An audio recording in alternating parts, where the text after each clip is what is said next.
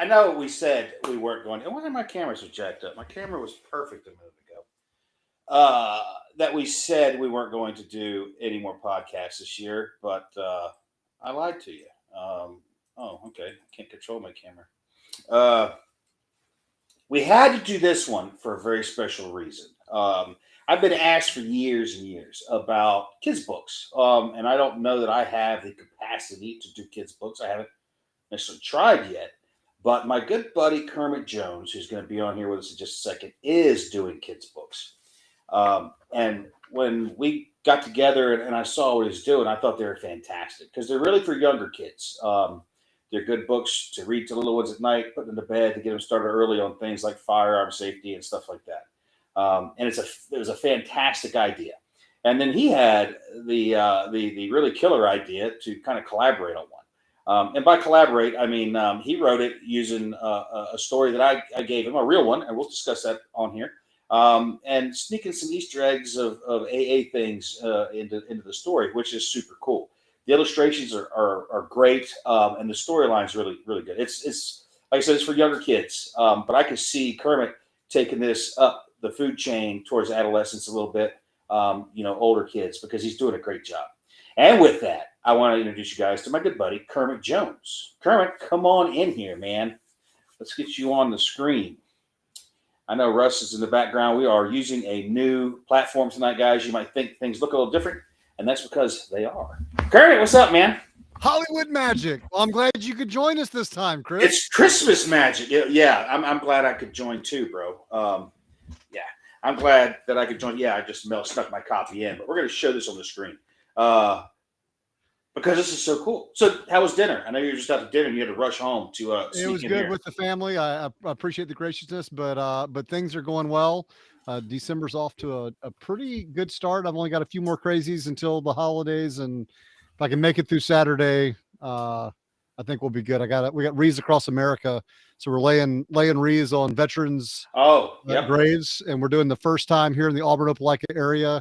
And I kind of asked if I would help, and somehow that ended up with me kind of being in charge. And we're getting there. So, but hey, you voluntold yourself, man. You voluntold yourself. But it's an honor, and they just yes. So this one, it absolutely is. Before we get into this stuff, tell everybody who you are and what you do, because I think what you do actually is extremely important. For the guys in the service. So, because the chaplains were the only people nice to me on Parris Island. So tell everybody who you are. Yeah, they really were the only guys nice to me. Yeah, I'm not going to say it's because they were paid to. Yeah, well, they were paid to. No, so a couple of things for me. So right now, I am a Navy chaplain in the reserves, and so I've done active duty. I've got about 17 years of active service in the Navy. The first 3.5 of that, I was actually a line officer or service warfare officer, a SWO, and then I resigned my commission and became a SWO, or a spiritual warfare officer. No, anyway, but part of that was I honestly I felt I would not have made it through plebe summer without a chaplain. Chaplain Barry Black, he was one of the few people that was nice to me. Similar story to you, and so then I joined the fleet, saw a need for it, and really I just I had an XO at one point who, well, we'll get into that story later. He was eventually kind of fired for a few things, and but he told me, he said, "Don't you decide where the Navy needs you. Let the Navy decide where the Navy needs you." And so I heard that as don't you decide where God wants you, let God decide. So for the second time in the history of man, if you're familiar with scripture, God used a donkey to speak. Yeah. And so anyway, so resigned my commission, became a chaplain, did a bunch of years of active duty, came in the reserves about a decade ago, and it's kind of been off or on. And so right now my reserve job, I'm the deputy in Washington, D.C., which is a place I spend as little time as possible. And then on top of that, I do executive coaching and leadership development. So I work with a lot of different companies to work with their leadership on how do you think through things and do different things. So it's a bit of a thought leader development kind of thing. And so I love doing that, but I feel that in the past year, I've kind of regained my passion of some ways, and that comes back to Prepper Pete. And there you go. we're on the small one. And so, and it's just been fun. And so I'm really excited tonight to be on here with you because you're a fun guy too. And yeah. Yeah, I know. I'm a hot mess, actually, as you've noticed moving through this process with me. It's like my buddy Griff. You know, I talked about the crown I had to get put on my tooth today. I've never had a cavity in my life, toothache. I go to the dentist, and well, no, it's fractured in half, this tooth, so they got to put a crown on it. And they put it on 2 days ago, and yesterday the damn thing fell off. We were on our bike ride. I'm like, what the hell? I'm like, that crown just fell off. I'm like, I'm not even doing anything. So got to go in the morning and get it glued back in. But my buddy Griff was like, the weirdest shit happens to you. I was like, yeah, welcome to my life, man. You know, I swallowed it. I had to wait 24 hours to recover it. I wouldn't want to pass that. It's got some sharp edges, man. I really wouldn't want to wait. I mean, nah. Well, actually, when I saw you back at Fallout, and that was a phenomenal time with amazing like-minded people. Oh yeah. But actually, the next day I broke my cuspid off of my tooth and had to get a crown. So oh wow. Maybe it was that weekend, something in the water, but yeah, something. I don't know. Yeah, it was in the spring water, that mountain spring waters. There's something in that, that's for sure. So that's awesome. You know, being a chaplain, like I said, those are the only guys that were ever nice to me on Paris Island. You know, if you could get to them and talk to them. You know, you always went to church on Sunday because that way you get to talk to the chaplain for a minute. And got the hell out of the squad bay. Sometimes donuts were involved, and no DIs to yell at you. So, yeah. So you always went to church, but I think it's important because a lot of guys, you know, especially in deployments and things like that, you know, they need a little something extra to lean on, and it's good to have you guys there. So, and there's been some badass chaplains in our past too. I'll say that. So, you know, yeah. So we appreciate what you do, and thank you for all those years of service, my friend. Well, it's an honor to serve those who serve, and I think that's one of the things I enjoy most about a chaplain. Is everyone says, you know, Marine first, mission always, and I'm like, the chaplains are the only ones that get to put Marines first, Marines always. Yeah, Sailors first, sailor always, and so, or soldiers, or airmen, or guardians, or guardsmen, everyone, or civilians. Yeah, I love everybody. Coasties, everybody. We'll take them all. Yeah, I think we hit all 5.5 services, right? 5.5, yeah. Space Force. I don't know what the hell they call them. Guardians. They're Guardians of the Galaxy. That's what they really call them? Yeah, that's the official term, which I feel a little bit was a little bit of a appropriation given the movie Guardians, which was about the Coast Guard, but it's guardsmen and guardians, and they are space guardians. I can't. I'm with you, man. I can't take that serious. I really can't. Some really good friends that are Space Force, though. They are. It's a lot of the Space Force is really super small. It's only like 5,000 or 6,000 people, I think. And it's actually a 50-50 split of civilian and military. It's a very they're a very interesting like created for special purpose, and they are but some of the people there. I mean, they just went and kind of skimmed some of the cream of the crop across the services. And I will tell you, it's pretty phenomenal group of people. You did say crop, right? Yes. Crop. Yeah. I was just thinking crop with an O. But I'm picking up what you're putting down, crown or not. I was just making sure I wasn't stepping in it. Is all. That's what it is. No, you're good. You're good, man. So let's talk about Prepper Pete. Russ, put that up. Put the cover up there real quick. Let's let everybody see this. So let's talk about Prepper Pete and how he got started. What was the impetus for you to start these fantastic little kids books? I mean, because you're really filling a niche that I think a lot of people out there are interested in. And guys, more importantly, this is just in time for Christmas. So just in time for Christmas. Just in time for Christmas.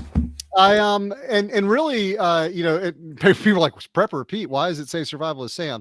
But it's Prepper Pete and Friends. So Prepper Pete, this is like actually around the time you started writing. I actually remember when your first book came out, and I was doing some other stuff with some other people that were writing the Survivalist. You know, there was you, there was John Wesley Rawls, there was I don't remember, one second after, I don't know if it was Bill Forstner. Okay. Yeah. Okay. So all that was kind of out there, and so here's what happened. I said, you know what, I can write a book like that, right? And so I started writing it. I was living in Chesapeake, Virginia at the time, and you can see where this trail went. One of my characters though was bugging out to another location of safety, and I had kids at the time, and so I was like, okay, so my character's gonna have kids at the time, and I was in the swamp, the Great Dismal Swamp of Virginia, and that's where my character's trekking through, and I got to thinking, like, how would you prepare your kids for something like this?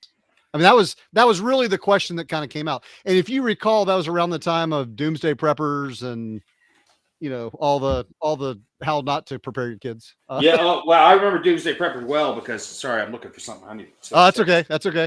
Because they wanted me on their show so bad, and I didn't. I told them. I said, I said you have a better chance of seeing the face of God to get me on your show. Is exactly what I told the producers. So I just anyway. Yeah. I mean, it was just no comment. So I'm watching Doomsday Preppers, and I was working. I was at the brig at the time, and to be clear, I was on staff at the brig. Right. Yeah, a Navy brig, and I'm sitting there, and I said, I'd probably go buy a children's book off Amazon, and I went to Amazon, and there was one book on prepping with kids, but there's nothing for kids, and that's where Prepper Pete came from, and I started coming up with these kids' names like Prepper Pete Prepares, and then Survivalist Sam. That came up early on. The first book was too much, so I broke it into two books. So there was Prepper Pete Prepares, and then Survivalist Sam Stocks Up. Those are the first two. One's an introduction to prepping for kids. The other's the 4 B's of prepping: beans, bullets, bandages, and barter. I was going to do bad guys, but that didn't seem good for a kid's book. And then that moved into the 12 Days of Prepper Christmas, which is that's like the third book in the series. And that was actually based on a true story. My sister and brother-in-law, they were already in the preparedness movement. I was a little behind the curve. And they showed up one day. And in that one, the first day of Prepper Christmas, my true love gave to me a luggable loo and some bio TP. I'm not going to sing it, but it's actually a great song. When you go through it, it's really good. It's really good. And everything fits in the luggable loo. So they're coming out singing the song as they do it.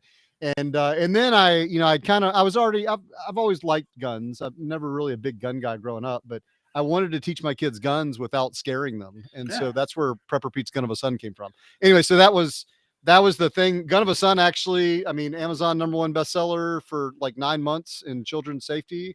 Nice. So really enjoyed that, and just enjoyed, like, people would contact me and they're like, hey, I love teaching this to my kids. I love the conversation, because the point wasn't to explain everything. It was to be a launching point. Right. A conversation starter, Yeah. For parents to sit down with them. And so that kind of happened. And then fast forward, the Navy called me away to active duty, went to California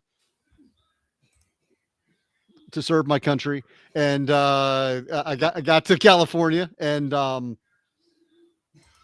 did that for 3 years. But then life just started happening. You know how that goes. I mean, I will say that one of the things I respect about you a great deal is the fact that you've been consistent in release of books and writing, and there's a discipline to that I think those in the peanut gallery would say I have been consistent in being inconsistent.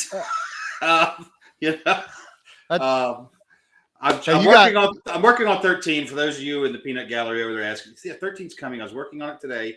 I'm trying to get it done, but there's just so much that happens in this book, and I'm having to make sure that everything's right, because I've already found some clusterfucks that I've had to go uncluster. So it's coming, guys. Anyway, go ahead, Kermit. Sorry, I had to get that out because they're over there. They're consistently inconsistent. But you know what? You've next time somebody just says something, just be, how many books have you published? 23. No. When they say that to you, yeah. You just, I do. Thank you for the feedback. How many have you published? Okay, now that conversation's done, I give it to them on occasion. Yeah. Danny K. I know I haven't published this year. I know it'll be out next year. I promise. And more Patrick, thank you for placing your order. Hope you ordered the whole set, and order a set for your friends and that kind of stuff. But yeah, hey, he's a good guy. Patrick Seven there is a great dude. I've never met him in person. One of these days we're going to do that, but we talk quite often. We're talking every day, as a matter of fact. Well, and really, he said he got it for his little boys. So I'm always looking for feedback on what'd you enjoy, what do you want to see in the next one. I know you look for that in your books. It was I've heard you say multiple times that it was the engagement on forums and with leaders. Yeah, absolutely. That makes it come alive. yeah, when somebody sends you a message and they explain in it that they uprooted their entire life after reading the books because they realized they needed to make a change. So they sold their place in California and they now live on a homestead in Arkansas and homeschool their kids, and they've never been happier. They're growing their own food and their family's Mm-hmm. tight, and they've got a family relationship dynamic that would have never existed in their Californian environment that they were in. You had to unplug to find that peace. And that's what's amazing to me is people to do that. Because, I'm fortunate, me and Mel, we live a fairly easy life. We can do the things we want to do when we want to do them. There's no rush to anything. I'm not ever in a rush. Just life's too short to be hurrying around. I like to slow down and enjoy things. So I love seeing stuff like this that lets people connect tighter with their family, lets them sit down with their kids. And like you said, it's a conversation that gives them a reason to do it, a reason to get them up in their lap and sit down and start reading this book, or at nighttime, go in there and lay in their bed with them and read them the book, that kind of thing is fantastic. So I love the family because, my books are all about home. They're about tribe. They're about family, and keeping that alive. So this is a great asset to that.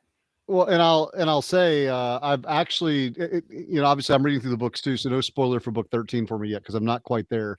I didn't actually start reading them until about a year ago. Your book, Yeah.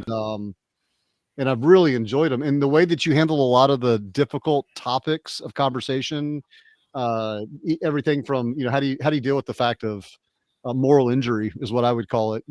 Having to take a life, and when is that okay? And it's never something that people want to do. No. But sometimes people are called to it. And I see a parallel. I know you spend a lot of time around veterans and you've lived that as well. And so I think that you handle a lot of that really, really well. And I don't think a lot of people understand some of the nuances. So if it takes you another 6 months to get book 13 out, I'd rather it be right and ready. Book 13 is a little rough, but there's some bad days of book 13. So, but that's life. It's not always unicorns and rainbows. There's bad days too. You killed off Jeff, man. Like that's just not cool. Like I know you so probably got pushback. Oh, I got so much heat for that one. I got so much heat for that one. You think? I didn't even think he was that popular of a character, but it's just what happens. I mean, He brought the iPad. Good guys, bad shit happens to good guys too, Yeah. And so to keep it realistic, you're going to have loss in life, which well in your line of work and counseling people as a result thereof. So it's a big deal. But let's get back to Prepper Pete, man. Because like you said earlier, Prepper Pete was, one of them was based on a true story. And Survivalist Sam Saves the Day is also based on a true story. By a really, really awesome guy that I know too. Yeah. So I'll lay out the premise of this one, guys. After Kermit and I met, we started talking about collaborating on one, and I just told him a quick story where I used ham radio in a real world search and rescue for somebody. I mean, it wasn't like a Uber life or death situation, but it was an elderly woman with not elderly, I'm gonna say older. I don't want to besmirch her like that. An older gal with some health issues. And she was lost in the Ocala forest. She was supposed to be coming out to meet with her son's group, who was my age at the time. They were out there having just a team building kind of day out in the forest. And his mom was coming to visit, and she never showed up. And I went out there because he was in the area. And so I just rode out to kind of hang out with him. And when I found out his mom wasn't there, we kind of got concerned. And there was no cell service. He couldn't call her. She had no cell service where she was. So I ended up using my ham radio in my truck, the high terror that's mounted in my truck, to reach out to another operator who acted as my relay to 911.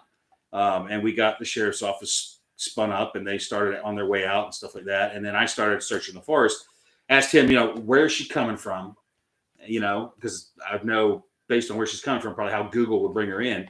And eventually I found her stuck on a sandy, not even a numbered road in the forest. I don't know why Google sent her down this thing, but it was just, it took longer to get her car out of there than to find it. It took a while for us to get her car extracted. But But using the radio is what did it, because that form of communication always works. If you've got 12 volts, a radio, and an antenna, you've got communications. And in that day, when there was no cell service, it worked beautifully. And the ham radio community really exists to do that. So I literally picked up my microphone, gave my call sign, and just said emergency traffic for any station. I had a guy come back immediately, and he just was my relay. Everybody kept that frequency open. Nobody stepped on us, because I'm sure the other guys were listening. And it's kind of fabulous, that when people come together like that.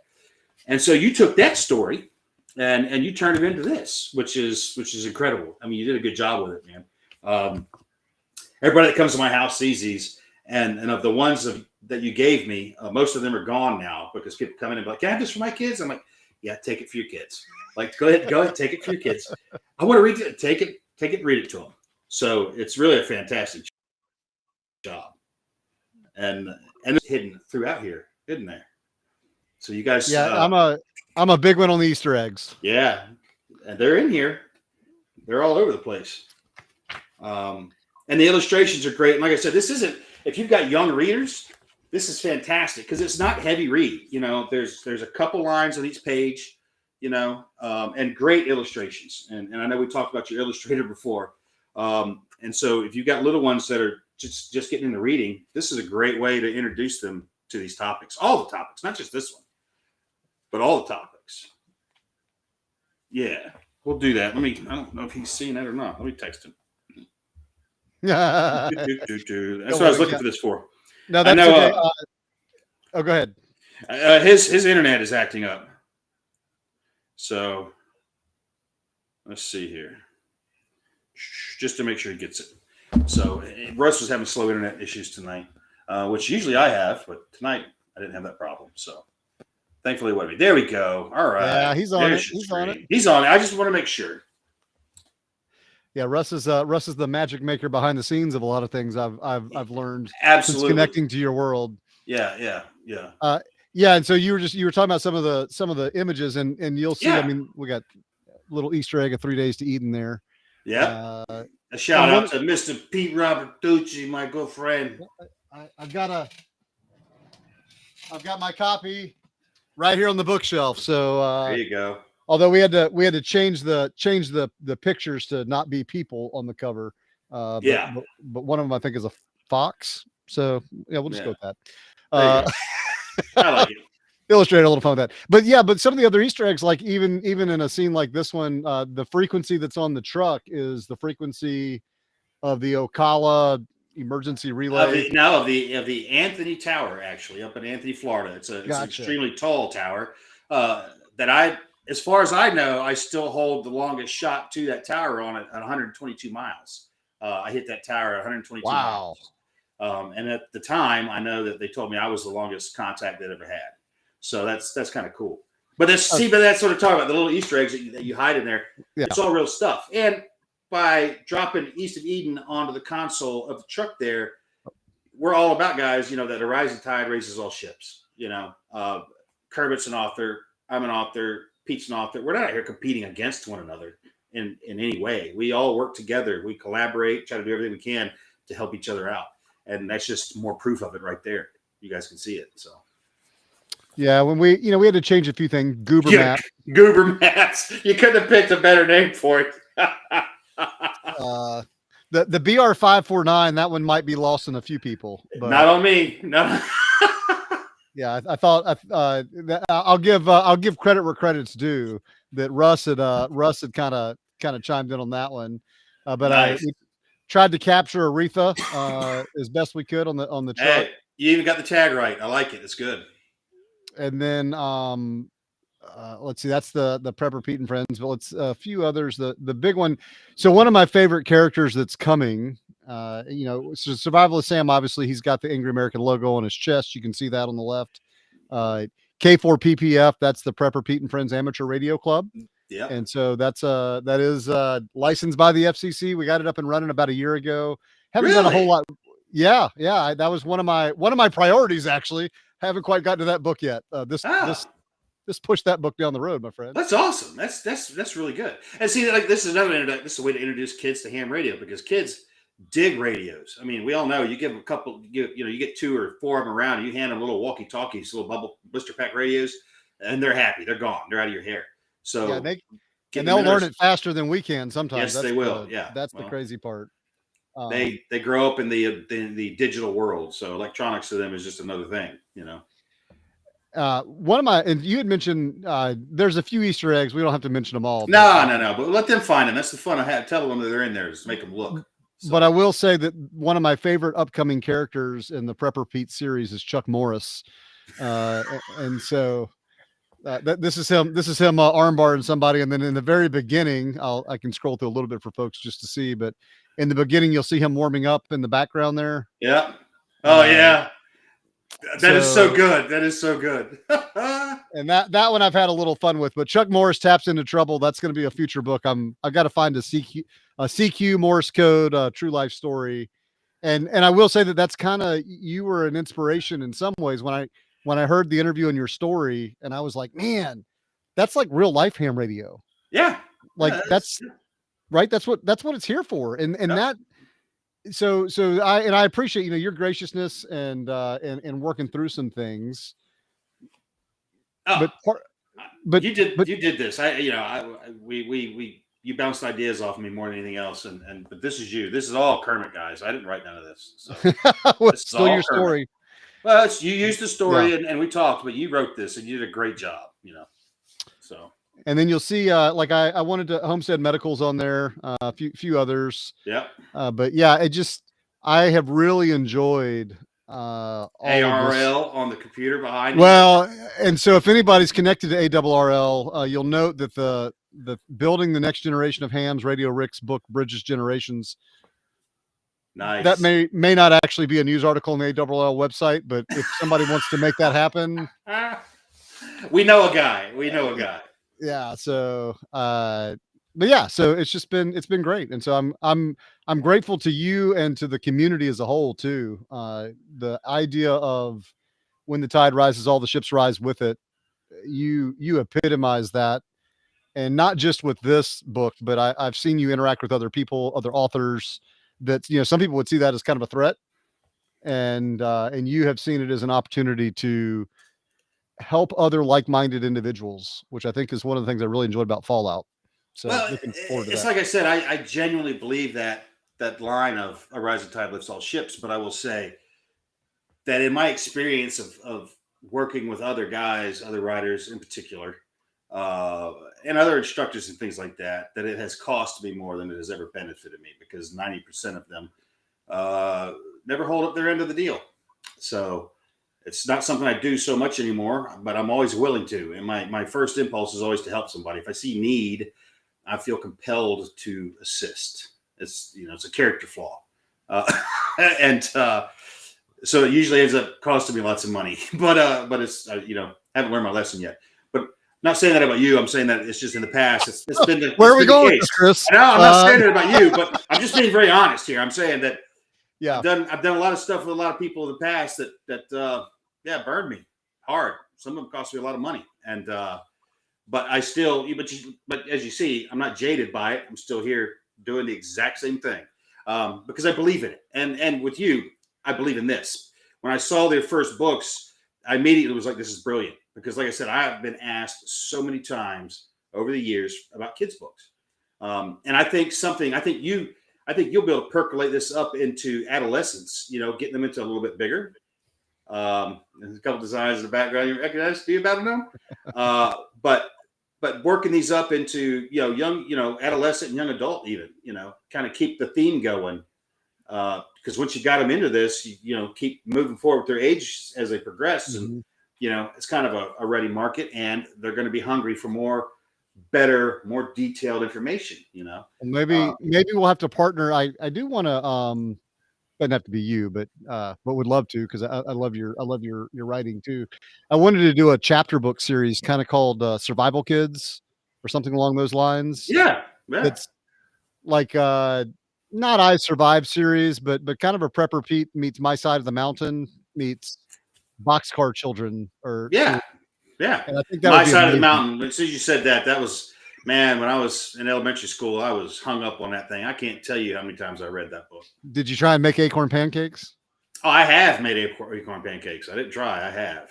Yes, Yeah. absolutely. Yeah. Oh, all right. So since this has been asked, I love the sad hand poster. Yeah, guys, there's lots of little things in here.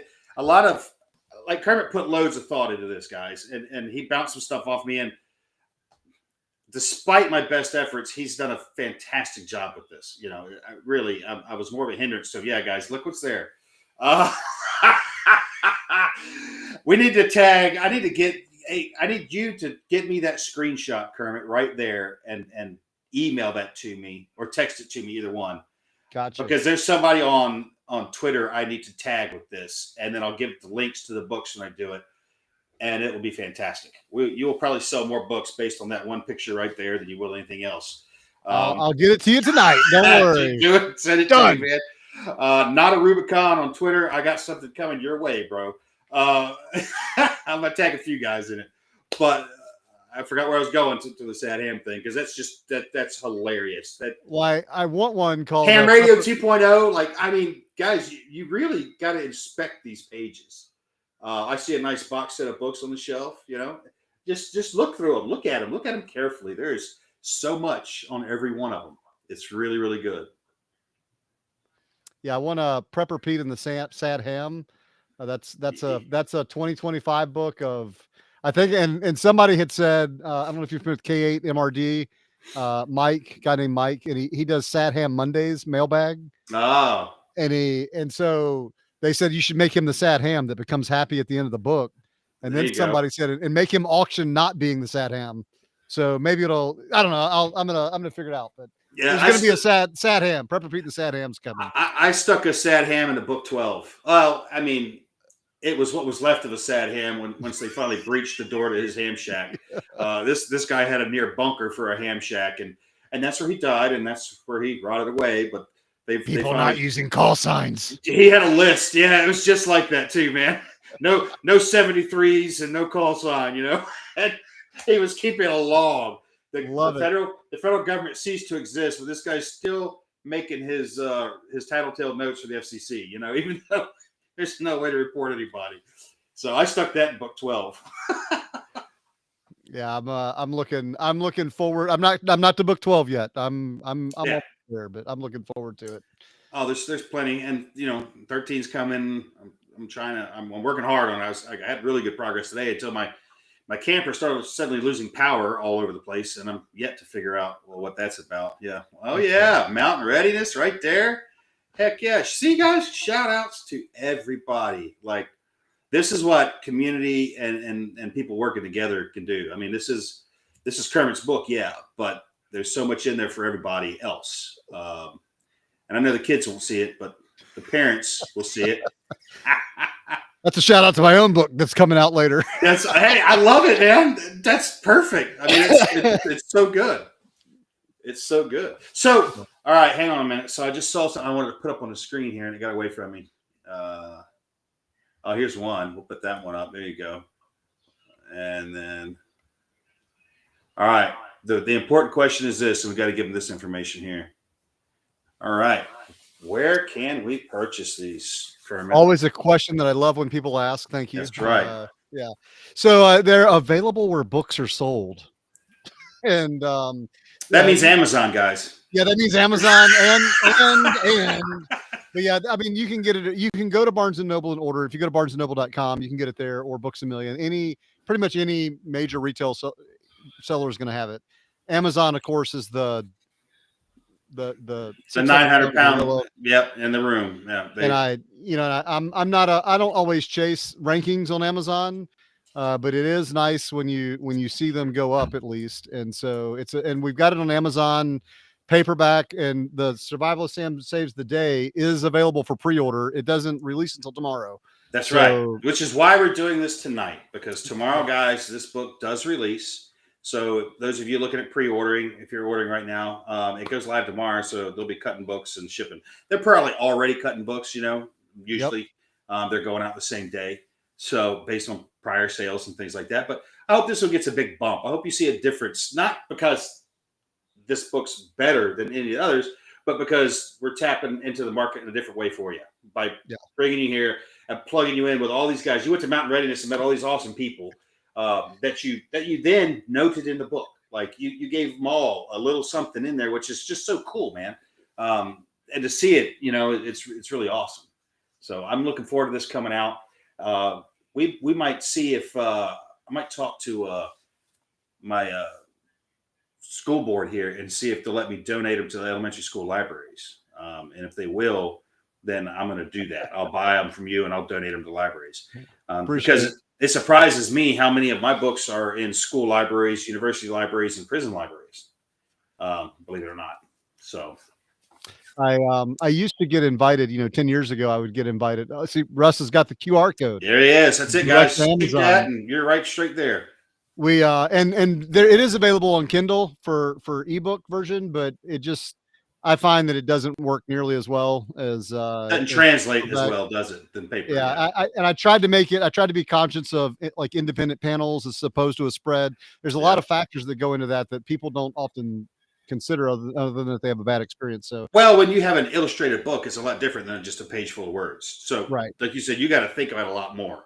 How is this going to present when it opens up? What's it going to look like? And that aspect ratio and the whole thing. So yeah. And full disclosure, the first 4 books were illustrated by a different illustrator. And she was the wife of a Marine. And so I love Christy's work. She helped me bring Prepper Pete to life. So I want to make sure I give full credit there.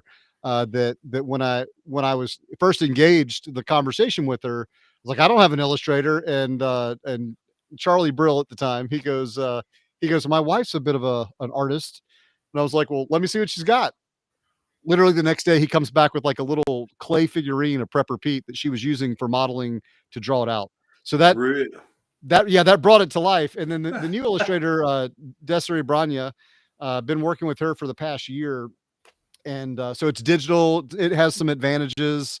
But about 10 years ago, I would get invited to come to do a reading at like a kindergarten or first grade or second grade or something like that. And then I'd get a phone call like 24 hours in advance. And they'd be like, Mr. Jones. And I'm like, yeah, about tomorrow's reading. And I was like, let me guess. You saw that there's a picture on page 13 and 17 and 21 and like there's a gun, like, right. There's a picture of a gun. And they would I got uninvited from like 6 different book readings. And yeah. So the ham radio books don't have guns in them. They should be easy. They should be easy sell. Yeah. And Nervous Ned, which is coming out later, that'll be no guns. But yeah, the first ones, we're going to go back and redo those with the new illustrator, just so there's consistency across the books. More guns in the pages. I like it. And probably more guns and probably some far greater Easter eggs. Cause I was just getting into the Easter egg, like part back then. And now I'm kind of full bore. So I'm going to have to talk to you about some fun Easter eggs on some of that stuff too. We'll work something down on that. For and sure. Always looking for suggestions. If somebody's got some suggestions. So I wanted to ask you, if you want to give one away tonight. Would love to. Love to. All right. So here's what we're going to do, guys. So get your typing fingers ready. And the first comment that comes onto the screen that I see, the first name that types hashtag Prepper Sam or Survivalist Sam. I got Prepper Pete and Sam's confused. Survivalist Sam, hashtag Survivalist Sam. First one that comes up on the screen gets a free copy of Survivalist Sam Saves the Day. And we'll wait and see who puts that up. And then we'll contact them, Kermit, and get their name or get their address and everything. I'll get it to you so you send it out to them. Be ready to go. But yeah, this is such a good idea. There it is. Zachary Hall. Zach, you cheated somehow. I know he cheated, but Zachary Hall gets it, and I probably have your address. Looking shippo there, Russ. Yeah, and look at him coming in now. But Zachary Hall was the first one that came up. Because for kids, in my books and when I give talks and stuff, I talk about the kids all the time, and I'm like, if you can make them feel that they are part of the solution to the problem and not more of a burden or actually part of the problem, you're going to have an easier time dealing with them. they're going to feel better about themselves. And so I'm always like, make them a part of everything. Try to make them a part of everything as much as you can. And it empowers them too. They're going to be learning without realizing they're learning. My kids loved hurricane seasons. They begged for hurricanes every year because they got to do really neat stuff when the power went out. They got to eat MREs and they got chem lights and all this crazy shit was going on. And to them, it was just fun. They were never afraid of it, Two, we were usually throwing a hurricane party during the hurricane because, why not? And we were always ready and prepared. And I think, empowering them like that takes the fear out of them. I think a lot of the kids these days are soft, like way soft. A lot of the adults even, actually, they can't handle adversity well. And, that whole Darwinian theory of the organism that can most rapidly adapt to the changing environment is the one that will survive is kind of still a thing. So, having resilient kids is a good thing. So it's awesome to see these. We were having a party. Mel's in there. Mel's in the peanut gallery tonight. So, hi, Mel. Yeah. No, well, Kermit, you go ahead, man. Go ahead. No, go ahead.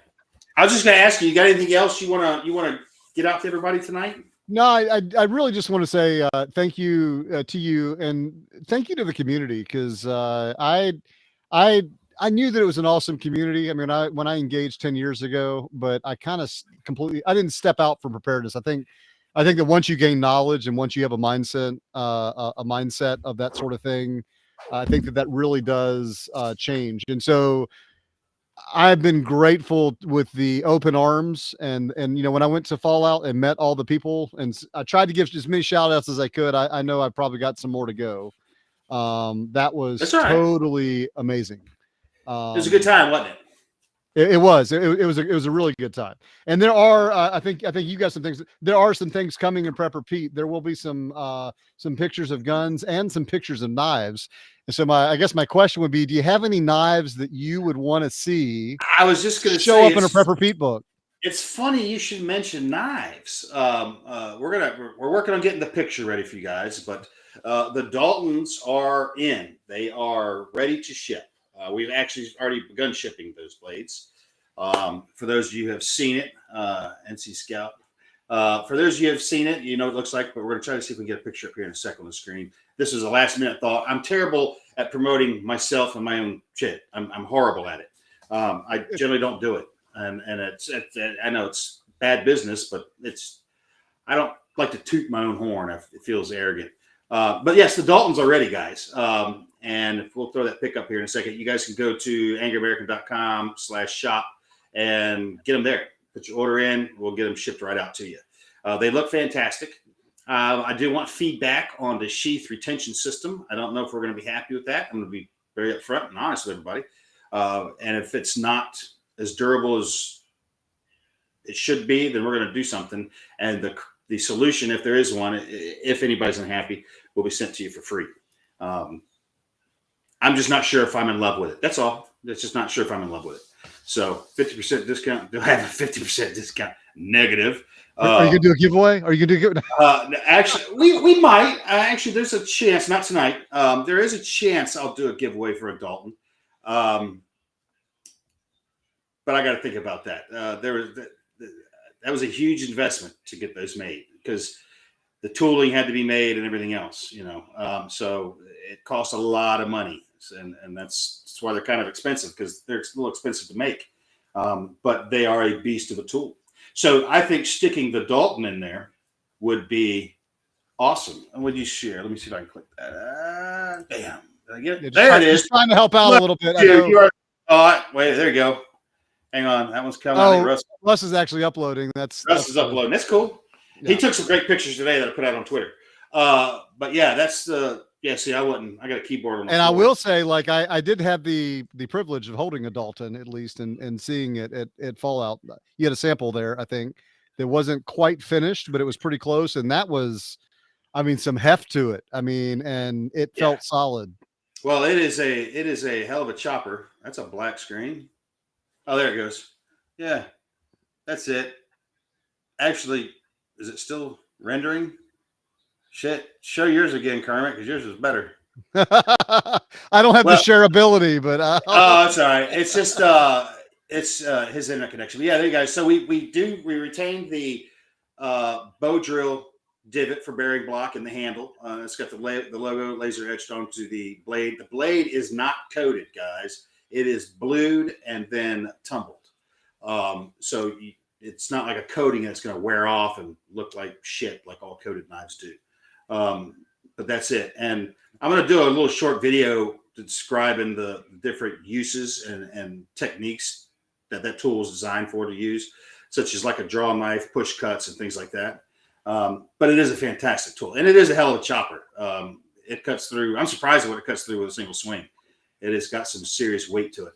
But they're out, guys. They're available, and that one needs to be. That one definitely. The Dalton needs to be. I've got a beautiful Easter egg for you, and I just thought of this, and yeah. you want to share? Or do you want to keep it a secret? Oh no! This is going to be an absolute secret. Okay, all right.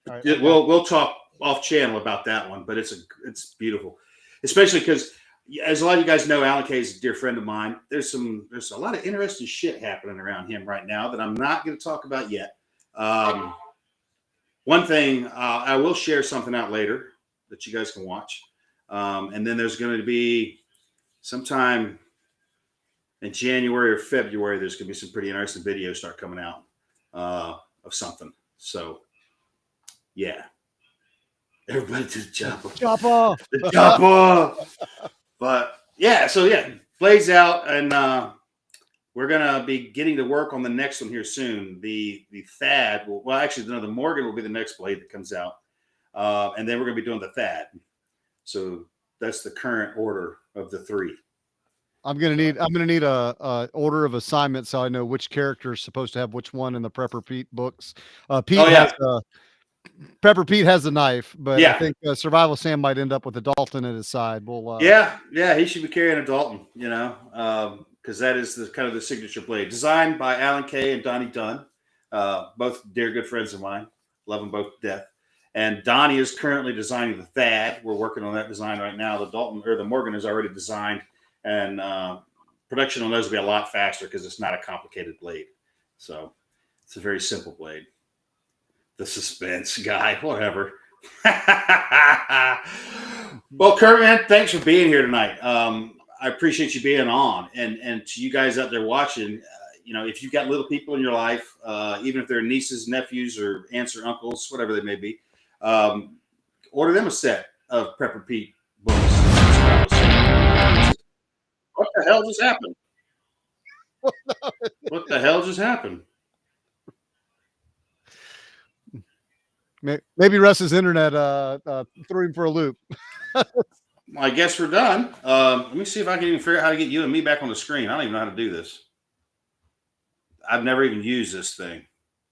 Let's do this. There we are. See, beautiful. All right. I don't know what the hell just happened, but I think we're still going. System. Are we still going? Are you guys still there, or are we gone? Oh, we're still there. Holy shit. All right. You're still going. All right. I thought something happened.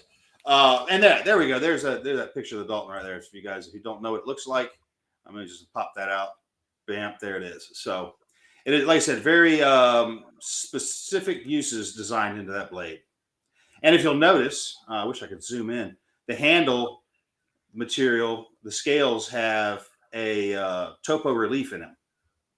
A little something extra we did there. So a little topo relief. Like a little Easter egg. Wow. Like a little Easter egg. Beautiful. Yeah. So, whoops. How do I get out of that shit? Let's press the buttons. I don't know how. Oh. If that isn't a broadsword, I'll be disappointed. Well, then you don't remember what knife Thad has. That's all I'm going to tell you. If you there's a call out. If you remembered what knife Thad has, you would have an idea what kind of knife, what kind of profile that Thad blade's going to have. Just say it. Into detail. And the guy saying that it better be a broadsword, he couldn't swing a broadsword if his life depended on it because the sword is taller than him. The sword is taller than him. Interesting. Yeah. Well, I'm looking forward to it. Yeah, you need to do a. I just had an idea. again, off channel, we'll chat about something. If you can, I hope you remember all these ideas, because it sounds like you got some really good ones going. And I just got two. That's just two. I will say, like, to anybody that's out there, if you have ideas, and prepperpeteandfriends.com, I've got a mailing list that I don't mail anything to yet, but it'll eventually be for announcements. You'll see on there for the gun safety, I have different websites that are listed that are gun safety for kids and youth. And I actually have had, I think, 4 or 5 different Boy Scouts or over the years that have said, "Hey, would you add this resource?" So everything from Eddie Eagle and nice to Appleseed and that kind of stuff. And I'll put on the website like, "Hey, this is courtesy of Scout so and so at this location," depending on what their parents want me to put. Sure. Yeah. But just give a troop location, just troop number or something. Yeah. Yeah, something like that. So I'm more than happy to do things like that. And if somebody else has Easter eggs, some of the Easter eggs in the books were suggestions from other people, and so it's pretty amazing. And I imagine that all the suggestions for those Easter eggs were people that could have very well had their own Easter egg, but were suggesting someone else to you, weren't they? Yes, because it's how do we help each other? How do we take it, like raise it to the next level for everybody, and it's a community, and that's again, I go back to I'm really looking forward to mountain readiness in the spring. I'm planning on being there. May, guys, we're going to be at mountain readiness. Plan to be there. It's a lot of fun. I've already got Fallout on my schedule for next year, so if you missed it this past year, people, awesome time. Lots of fun. So again, Kermit, thanks for being here tonight, man. Thanks for doing this. Thanks for writing these books too, because like I said, the little ones are often overlooked in this lifestyle, at least until they get to a certain age. But this is a way to be introducing them sooner at a younger age when they're absorbing more actually too. So it's a fantastic thing. And it's for you guys out there in audience land that are watching, hit Amazon. Russ, throw that QR code back up one more time real quick, man. But hit Amazon, get some ordered. Let's sell some books for Kermit, and let's provide some really cool educational opportunities for the little people in our lives.